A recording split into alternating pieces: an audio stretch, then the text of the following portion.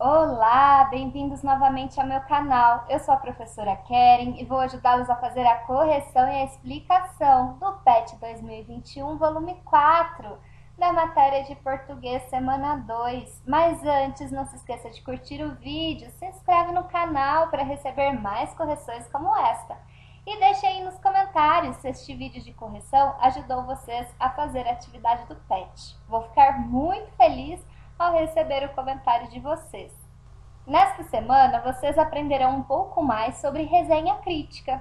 A resenha crítica é um texto curto que tem por objetivo dar a opinião sobre um determinado assunto.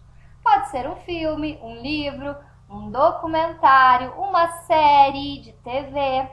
Mas a resenha ela é composta por duas partes principais. Na primeira parte é feita uma descrição sobre a obra analisada. Essa parte ela é mais informativa, tem como objetivo situar o leitor sobre a obra.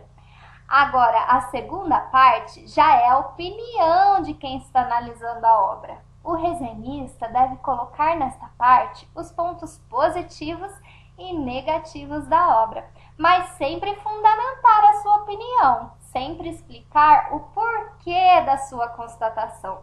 Isso porque as resenhas críticas pretendem influenciar os leitores sobre a obra. E como que eu faço uma resenha crítica? Primeiro você tem que conhecer o tema que você vai analisar. Depois você vai fazer uma primeira leitura. Se for um filme, você vai assisti-lo. Se for um livro, você vai ler, né? E aí, essa primeira leitura é só para conhecer, né? Depois você vai fazer uma segunda leitura. Aí sim, essa segunda leitura, você vai tentar captar detalhes que passaram desapercebidos na primeira leitura. E aí, somente após esses processos é que você vai começar a escrever a sua resenha crítica. Lembrando que a resenha crítica, a primeira parte, você vai explicar a obra e a segunda parte você vai dar a sua opinião sobre a obra.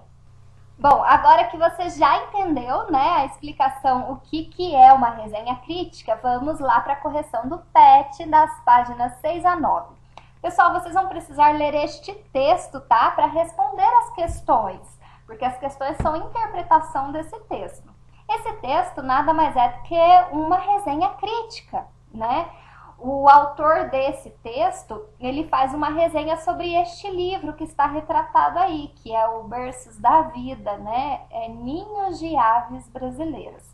Então, este resenhista, ele começa o texto dele explicando que ele estava em busca de informações de ninhos de aves brasileiras. Só que não é fácil encontrar esse tema, né? E para ele esse livro foi uma grande surpresa, porque tinha fotos lindas de várias espécies de aves brasileiras. Umas bem comuns, né, de encontrar, como o quero-quero e o sabiá-laranjeira, e outros ninhos de aves super raras, né, difíceis de encontrar. Aí ele cita dois exemplos, o galito, né, que é uma espécie de ave, né, e o seu nome científico é Alectrurus tricolor, e tem um que é raríssimo, né, um pássaro raríssimo que chama balança-rabo-canela, tá? Cujo o nome científico é Glaucis dorni, que é o beija-flor que está ilustrando aí a capa do livro. Pessoal, ele diz que se ele não errou a conta, foram retratados 143 espécies de ninhos. E para quem não conhece, parece pouco, porque temos tantas aves, né, no Brasil, cerca de quase 2.000 espécies, né, só retratar 143, mas ele acaba explicando aí para o leitor que não é pouco não, porque é muito difícil, né, registrar os ninhos destas aves, né? Porque alguns pássaros são raríssimos de se encontrar. E ele fala que neste livro tem o registro de alguns pássaros tão difíceis de encontrar, né? Como, por exemplo, o tirizinho do mato, né? Então, assim, acredita-se que é dos primeiros registros que se tem conhecimento desse pássaro. Então, diz que é um livro fantástico, né? E aí ele fala, assim, que os autores do livro é o Dante Buzzati e o Silvestre Silva, tá? O primeiro é ornitólogo e o segundo jornalista, e que a ideia deste livro surgiu em 1999, mas que a primeira edição foi lançada somente em 2005, tá? E aí ele termina o texto falando que ele tentou escolher uma foto favorita, mas que é muito difícil, porque não dá para saber qual ninho que é o mais bonito ou o mais interessante, que todos os ninhos retratados no livro são incríveis, tá? Então é isso que o texto fala. Então vamos lá fazer a atividade. Atividade 1, identifique o objetivo do texto. Gente, a resenha, né? Ele fez uma resenha do livro, né? A gente já aprendeu que a resenha é um texto, né? Que tem por objetivo dar opinião sobre alguma coisa. Essa opinião pode ser positiva, pode ser negativa, né? E quem vai ler aquele texto, ela vai se interessar ou não, né? Pelo livro, pelo filme, pela obra que foi analisada, tá bom? Então, olha aí, o texto ele tem o objetivo de noticiar o fato, de recomendar algo ou de contar uma história. E aí? O que a resenha tem por objetivo? De recomendar algo, né, pessoal? Ele tá falando ali, foi uma bela surpresa, tem fotos lindas, né? Mas é muito difícil dizer qual ninho é mais bonito ou mais interessante. Ele tá recomendando o livro, né, para alguém ler, porque ele diz que é um livro fantástico, tá bom? Incrível, né? Então vamos para o número 2. Releia este fragmento do texto. Em busca de informações sobre ninhos, topei com esse livro. A que livro essa autora se refere? O livro que ela encontrou, né? Que é o livro Berços da Vida, Ninhos de Aves Brasileiras. Atividade 3. Assinale o trecho que contém uma opinião. Então, pessoal, eu já sublinhei aí no texto, né, todas as opiniões dele. Ele fala que foi uma bela surpresa encontrar o livro, que as fotos são lindas, e ele fala assim lá no final, né, que não dá para dizer qual ninho é o mais bonito ou mais interessante, porque todos são incríveis. Então, quais destas passagens diz a opinião dele? Algumas das fotos do livro possivelmente estão entre os primeiros registros. Ele está dando uma opinião? Não, né? Ele está constatando que as fotos são muito difíceis de tirar e algumas delas são os primeiros registros tirados no mundo. Mas isso não é uma opinião. Ele não falou se é bom ou se é ruim, né? Se ele gostou ou não. Bom, a próxima. Os autores são Dante Buzzati e Silvestre Silva. É uma opinião dele? Não, ele está informando o leitor, né?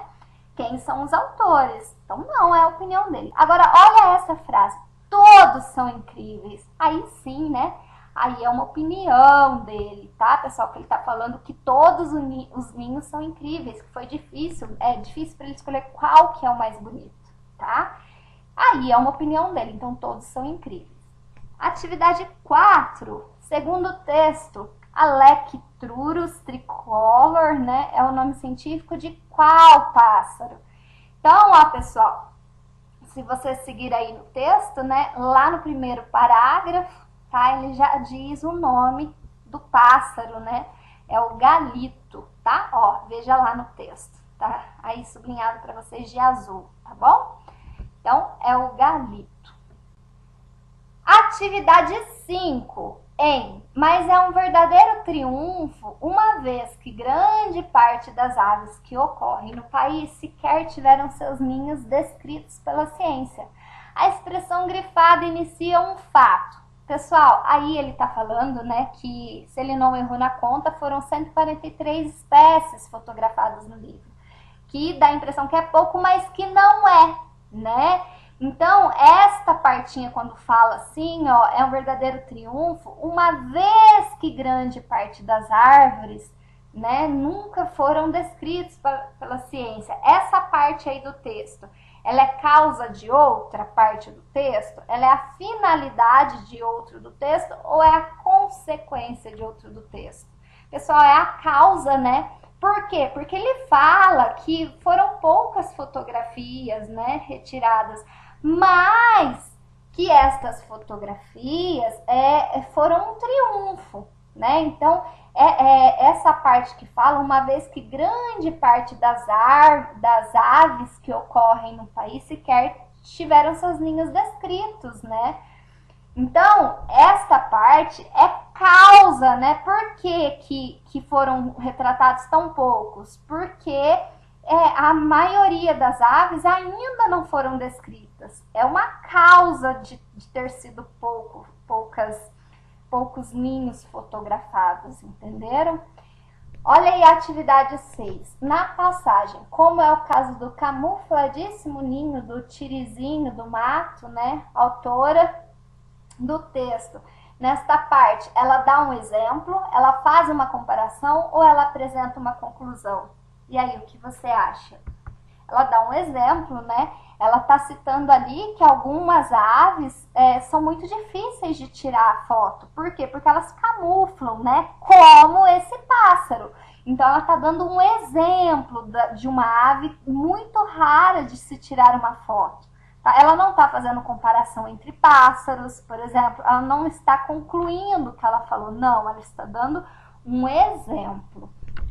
Atividade 7, no segmento. A ideia surgiu em 99, né? Em 1999. Essa expressão, ela indica lugar? 1999?